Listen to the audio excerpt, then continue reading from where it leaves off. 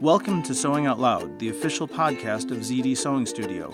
Here are your hosts, Zede and Mallory. Sewing Out Loud. Hello and welcome to the podcast. I'm Mallory Donahue. And I'm Zede Donahue. And today we're going to talk about what kind of serger thread we use. So after much research and unwinding of threads and stops and starts, this is we get so passionate about thread that it's hard to stop ourselves from going off on it. So if you want to know what ply your thread is, you twist it counterclockwise and the threads will come apart. Okay, well, before we talk about that, okay. Just so you know. Serger thread. So whenever we have somebody buy a serger at the shop, we have to educate them about serger thread. And it's a long process because we use a lot of different types of threads in our sergers. Right. Because our sergers can use lots of different weights of thread. They're miraculous. We're adventurous with our serger threads. Right. So this is going to be a podcast that cuts a big, swath in our thread library. Yeah. We use a lot of things that a lot of people don't normally put in sergers. So right. Or don't think about putting in sergers, right? But I think what a lot of people think of when they think of serger thread, they think of thread on a cone. Right. And then sometimes people come in and they see other types of threads on cones and they automatically think that it's a serger thread. Or you said long arm quilting thread. Right. Which uses a big volume of cone. thread. Mm-hmm. And that's why you find serger thread on a cone because it does use a larger volume. So most of the serger threads you buy are on those cones. So you would not be, wrong in thinking that. But not necessarily all threads on cones are, for your serger in particular. Okay. That's correct. But serger thread is special because it is lighter weight than sewing construction thread. That's correct. And I was about to say what my mama had taught me. Right. I taught this to a lot of people. Yeah. I was going to say serger thread is always 2-ply. But, what made you unwind that thread? I think that one time, it's when we were selling a particular brand, which is YLI Serger Thread, which we sold right before the Madeira. The Madeira that we're selling now. I happened to look on the bottom, and it said, 60/3, and 60 means the weight, and I know that slash means the ply, and I was like, what? Like, all my life, serger thread has been 2-ply. And one reason it's 2-ply is it's a lighter thread. And why it's a lighter thread is because we're always using 3 or 4 threads. And you don't want thread buildup in whatever you're doing. So when we go around in a circle like this, talking about the ply and the weight and all that jazz, the reason we talk about it is because people often ask, why do I have to buy serger thread? Why can't I use my normal sewing thread? And you can. Sure. But it's volume. You need volume because you're using so much thread in those loopers. And you don't want to add bulk to whatever you're making. Right. Rarely do you want to add bulk. So the serger thread's lighter, and luckily for us, that does translate to less expensive thread. Right. So the Madeira Aerolock that we sell is $5.99 for 2,300 yards. Right. And that's the thread that we recommend, that we're in love with. Yep. That is a good, strong, long fiber thread with minimal binding agent in it, which is glue. And why is it so important to have minimal lint, especially in a serger? Well, especially anytime you sew, you're making lint. But a serger, other than making that nice, precise, closed seam, overlock, knitted overlock, you're making lint dust with that machine because that blade is slicing 100 miles an hour, and that lint is flying. And the more lint that you get inside of your machine, the more the lint is drying off your lubricating agent, which is oil, basically. Lubricating agent, bonding, Yeah, right. We have all these sophisticated terms. So your serger gets dirty fast. Right, serger gets dirty fast. And you honestly should be sucking that serger out. You should have a mini vacuum that attaches to your large vacuum. Don't buy the mini vacuum that runs by a battery or something, you should have an attachment, or just take your big shop vac or home vac or whatever and suck that out. Take a brush and suck at the same time. That'll keep your machine Clean going. out your serger, but you won't have to do this often, and that glue won't Well, degrade. and you have to think about the thread that has all the binding agent and the fuzz on it is going through your tension, and they don't vacuum off easily. Mm-hmm. You want as little crud in your machine as possible. So high quality thread, no matter where you are. Make and sure that's just one of our mantras anyway. Right, for everything. So we like that Madeira Madeira Aerolock thread, and we sell the mini vacuum attachment kits every time we have Serger guide class and normal guide class. But let's talk about the fun things we do with thread on the Serger. Okay. Okay, and how we combine threads. So your Serger has needles, right? Yes. But your Serger doesn't have a bobbin like a sewing machine. That's correct. It has loopers. Loopers. Because you're knitting a stitch. You're not making a lock stitch like on a sewing machine. You're knitting a stitch. So the loopers are coming sort of across the fabric, and the needles are going down and catching the loops, and then it's going back and then back and forth. And as the loopers go back and forth, the needle is catching them. Right. And the needle thread, I'm sorry. Well, the needle's catching them, but then the thread's left there to hold it. Yeah. Right. And the loopers are kind of a weird animal. If you've never, used a serger before, Right. You're like, what's a looper? And the looper, I've heard people call them like lower needles. Oh, really? Before, Yeah. and I've also heard them referred to as fingers, and they're not the fingers on the Yeah, serger. that's so a different thing. don't get those. Yeah. They're not that word is not interchangeable. You But do have fingers somewhere else on your serger. They look like little hooks that are Right. carrying these threads. Mhm. So they are akin to a needle because they're a thread carrier. They are a thread carrier, of But course, and they have tension on the threads. They're mhm. feeding through tension disc. But what's so cool about loopers and what we like to exploit on the baby lock sergers is their ability to carry heavier threads. Right, larger thread. Larger threads. And we call these threads non-needle threads. And as far as I know, that's kind of our term. Oh, really? Oh yeah, because we started calling them decorative threads. Mm-hmm. But there's a lot of decorative threads out there that will go through a needle. Right. So when we started explaining this in guide class, I had to come up with some sort of terminology to let people know this is a thread you can use in your serger, but it won't go through the needle. This is a looper thread only. And I think maybe somebody who is the only reason this might sound a little like confusing to you is if you're a hand embroiderer. Right. The threads we're talking about won't go through a serger needle sewing machine needle. Right. Of course you can get a big old hand Right. needle, But this and is do like, you can't send like embroidery floss through a sewing machine needle. Right.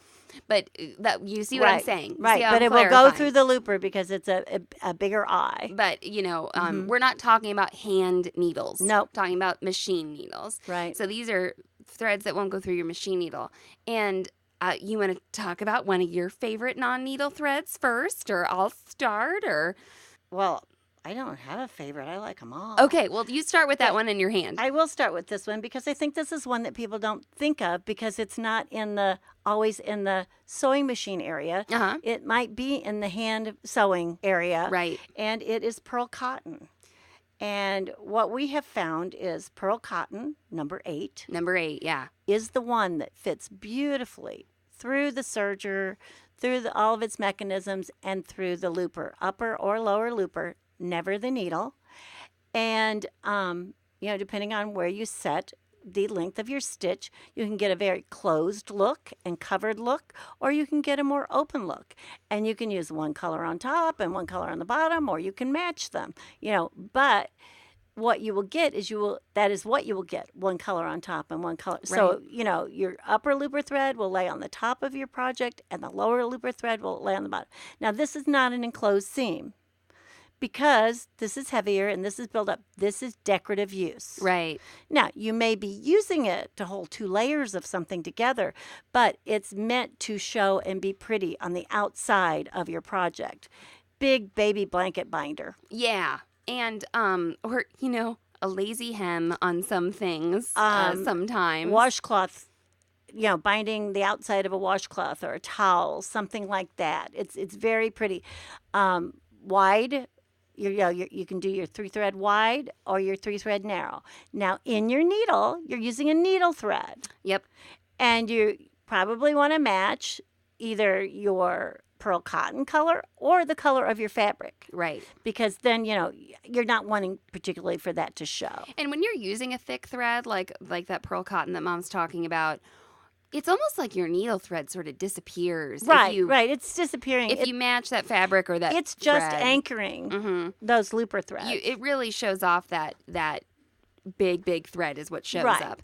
And this is where we can talk about how sometimes in our needle, you don't have to necessarily use that serger thread. Right. That's true. We often, and I really encourage this, if you're trying to get a specific color on a decorative hem, you can use a machine embroidery thread. Right. In your needle. Or you can use your machine construction or thread. Your machine, yeah. But, machine embroidery thread, especially on a hem, because you have that variety of colors and there's not a stress on a hem. Yeah. You'll use it. And I use a lot of machine embroidery, the rayons and or the polyester to do little rolled hems that I don't want to add a lot of weight to. Right, and you'll use that in your loopers too. Yeah, you also use it in the loopers, right. A heavy thread, a non-needle thread that I really like is Candlelight by YLI, and we've carried this in the store for a while. And it's shiny, thick. Oh, how many ply? Shoot. Here, keep talking. Like 7, 8 ply. No, it's got to be like 13 or something. There's all these fibers. The other thing it has is it's not just flat, shiny. It's textured. It's textured, so you have a glitter. It almost looks like glitter on a thread. Yeah, it looks like you've spun glitter and then into a thread. Painted glitter on the hem, right? Except it doesn't come off. And the other thing you need to know about something like, again, the looper threads and why we can send this through a looper. Now, people use this as a couching thread or a hand embroidery thread. The other reason this goes through the looper so nice, that metallic will just slide through that looper. And I will tell you, this is on a baby lock. I'm not talking about any other machine. This is on your baby locks. I will also say for the baby lock, we talked about this in your Feel Free to Compliment Me with the Rugs. How you used a thick thread in your upper looper and a thinner thread on the bottom. And it works. And it balances. And you didn't have to do any adjustments. And that's amazing. That's right. Now, also, when I talk about this with people and they say, can I only use pearl cotton in the upper looper? They'll ask me, I say, no, you can use it in both on your 3-thread overlock or, but then they'll get to blending like the Candlelight with the pearl cotton or another thread. And I say, you just got to test and make sure that you like the way it looks on both sides because the coverage will be different. There's two kind of people that serge, Mallory. Those that test their serging and those that wish they had tested their serging. And when we talk about testing, I think this is really important to clarify because I didn't really know what this meant before I had to help people with other brands of sergers. The only testing I do on the baby lock is really for the length of the stitch. Well, I was going to say, it's more the esoteric. It's not the functional because it always works. I think esoteric's the wrong word. Okay. Aesthetic. Aesthetic, maybe, yes. The aesthetic look. Is this the look I want? Right. Or how close do I want my stitches? Or is it too stiff if my stitches are this close together? I want it to feel softer. It's always going to stitch. It's always going to stitch and it's always going to be balanced. Right. But you might find, 2 is a little close together for this. Right. We do put a 6-weight thread through our serger. The Madeira Overlock Inspirations, they have a 6-weight thread that you can put in your loopers. And that, you got to do a longer length. You can't be putting that down at one because it's so and big. it also depends on what kind of fabric you are. If you're in a lighter fabric, you can't do a bunch of heavy thread on light fabric and expect to get a result that you're happy with. Mom, what's the coolest thing that I've brought home from the shop recently? Okay, I don't know the formal name. I call it the Floriani cutting kit. Well, I think they call it the embroidery toolkit, but who cares? Oh, okay. But it is a snazzy case set of 5 scissors. And my favorite thing in here is actually these mini duckbill scissors. They're great for applique. They fit in your embroidery hoop. I'm crazy about those, but I'm also liking the small embroidery scissors with the little pointed tip. Love them, love them, love them. Yeah, those things, like, they can get in there. Yeah, they get in the spot. I also really like the little squizzery snips in here. Yes. That you squeeze in order to cut. They are curved as well, so that's fabulous. And then there's the 4-inch straight blade scissors. I love them because everybody needs a little pair of scissors that are sharp and good. And as a nurse, I bet you're happy that there's a little pair of offset tweezers in there, The too. offset tweezers, I love. And you can get in any spot in a machine or a garment or anything. And they look like a little crane to me. They do, and they're real pointy on the end, and they aren't grooved in there. Right. So that they don't get a bunch of lint in them when you're using them. If you have this kit and a rotary cutter, you've got it made. Absolutely, and this makes a great gift, and it is on sale now at sewhere.com/cutters. You'll see all the rotary blades and shears and scissor kits that we carry there. And if you use the code Zede Cuts, that's ZEDECUTS at checkout, you'll get 15% off all cutters that we carry at sewhere.com. So long and so happy. Sewing out loud.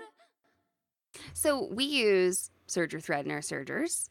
And, Serger Thread, like the Madeira stuff, comes in 48 colors. Right. So I do use that it's sort of a decorative sense. Like, right. I've shown off the color of my construction thread before. Well, or we've used it in our cover stitch machines looper, where, we've let that thread show. And that's what I'm thinking of. Right. But you also can use the machine embroidery thread on hems. Mm-hmm. So we use that. We use these non-needle threads. But then there's a thread that sort of straddles the needle, non-needle. That will go in the needle or the dot. Oh. I was thinking of this. And we're both holding. Okay, there's two different threads. We're talking about. Well, okay, because so what I was talking about was woolly nylon. Right. And I thought this was a non-needle thread when I first used it. And if you don't know what woolly nylon is, I'll have a link to a little video where we explain it and just show what this stuff is. It's actually, yes. And I thought, oh gosh, this stuff can't go through a needle when I first, right. encountered it. And then Mom was like, oh no, you can. And describe woolly nylon for us. Well, it does look like kind of a little fuzzy yarn, a very fine fuzzy yarn. And so when you pull it tight, it appears to be smooth. And then when you let go and release it, it puffs up. Almost looks like a sponge. Right. And what's nice is you can do that to on the border of something like a baby blanket or whatever, and it fills itself in because it puffs up when it relaxes. The other thing that it's really, really big on, of course, is Lycra workout clothes and Lycra dance clothes. And you will see these woolly or polyester.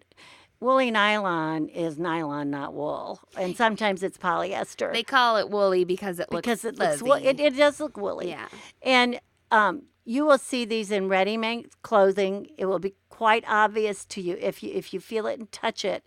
You can see that it sort of separates. And Mallory says it's kind of spongy, funny. I tell people to look for it in lingerie, and they go, yeah. "Oh, yeah." They say, it's in lingerie okay, too. A lot of times to attach like elastic to something. It's very soft on the skin, right? And it is a stretchy thread. Yes, it is a stretchy thread. So even though your stitches on your machine are knitted, which makes them stretch, they are limited by the stretch of the thread you use. So the woolly nylon makes it even stretchier. So therefore, like with workout clothes, when you're like pulling on these yoga pants or compression, yeah, right. Yeah.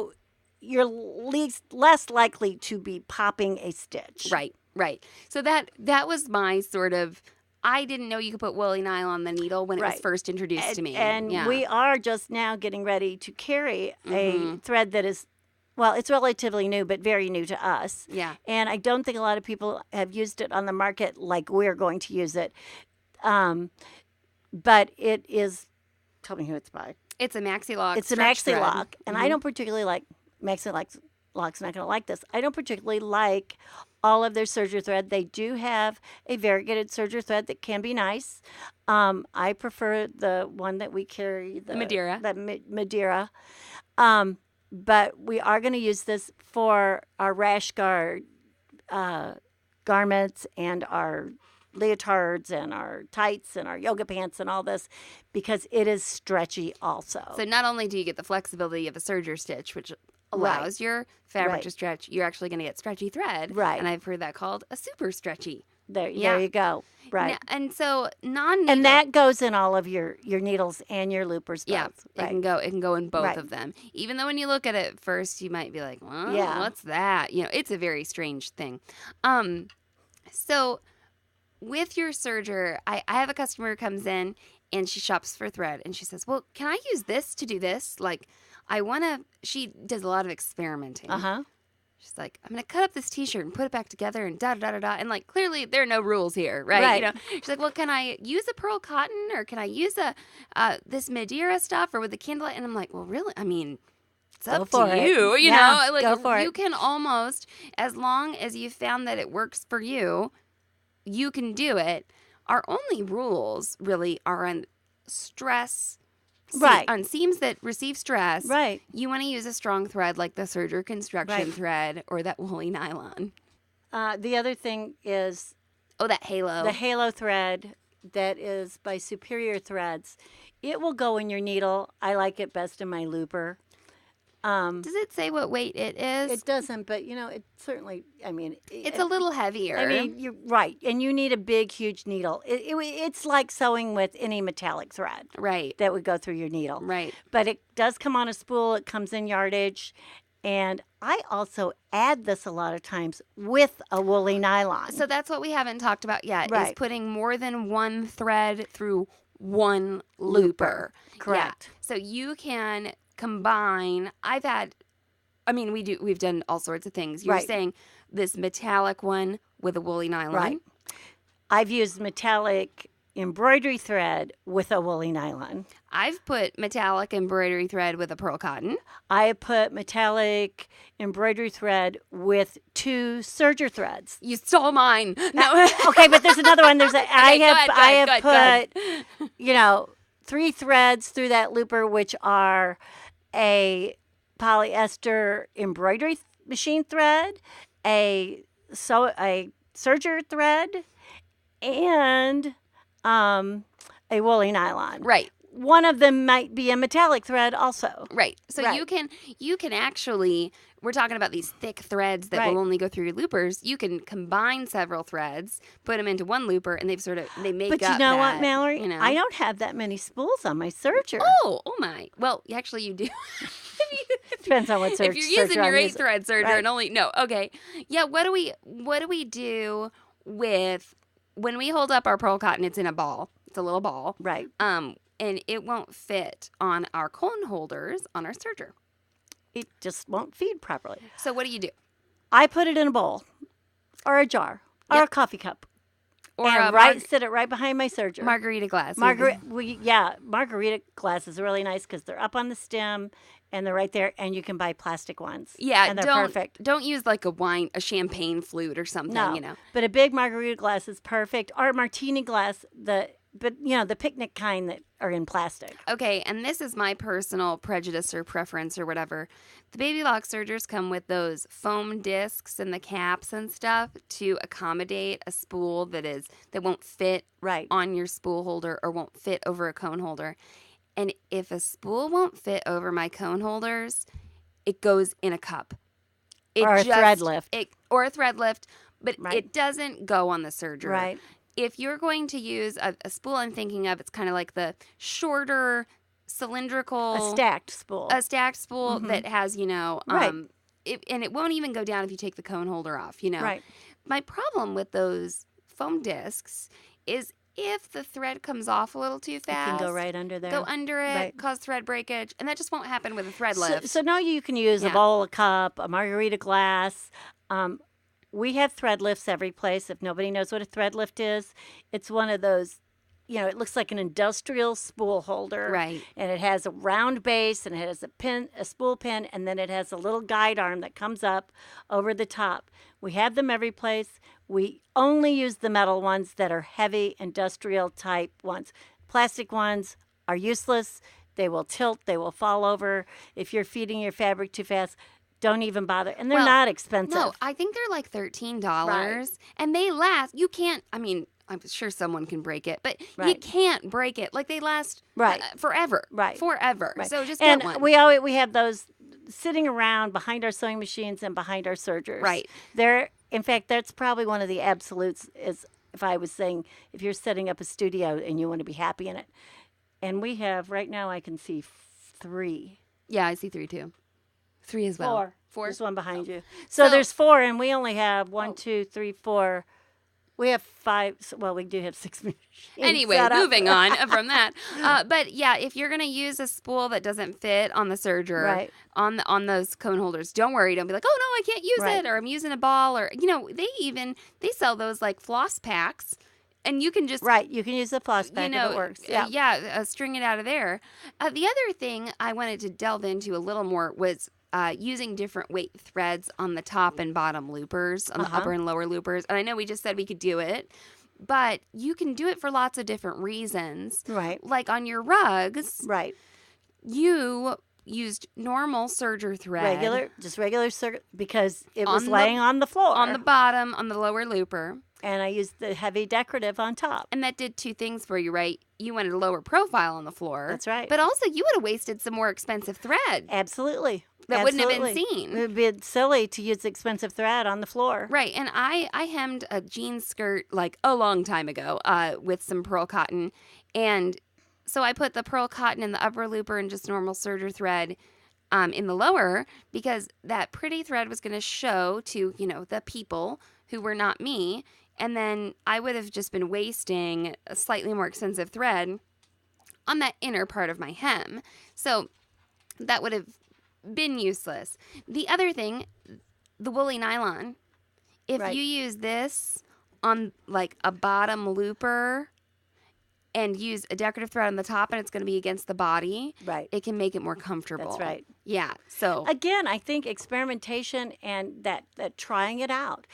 And I do want to say, when you test this thread, I'm talking about testing the same thread you're using and the same fabric and the same, layers of fabric you're going to use. Yeah. Because it's going to look different. it'll look different on everything. And the only thing I ever really change is the length of my stitch. Just about. Yeah. Right. Yeah. As long as I've got, I tell people really not to mess with the width of the stitch a lot. I tell them to follow the directions. Well, on you don't. Well, your width is determined by your needle. Right, but I tell them to follow the quick reference threading guide. Oh, you mean for the width. The width? The width is actually the knife, where the knife is cutting. Yeah, but it's called the width It on is the called quick the reference width. guide. It is called the width, but it's where the knife's cutting. I tell right. people really to follow the Right. directions on that, but sometimes in the quick reference guide, like for the 3-thread overlock, it'll Right. say 2.5 to 3.5, Right. but we go, Right. when we use decorative thread. It's exactly, and it's like the length. The shorter the length, you're stacking your threads together, or you're spreading them apart, and Right. it all has to do with how you want it to look and how it wraps your fabric. right. Sometimes it's not going to wrap the fabric the way you want it to. Yeah, maybe you want it to not be as stiff. And or, I think like you that's the said other earlier. thing when we talk about putting multiple threads in the looper.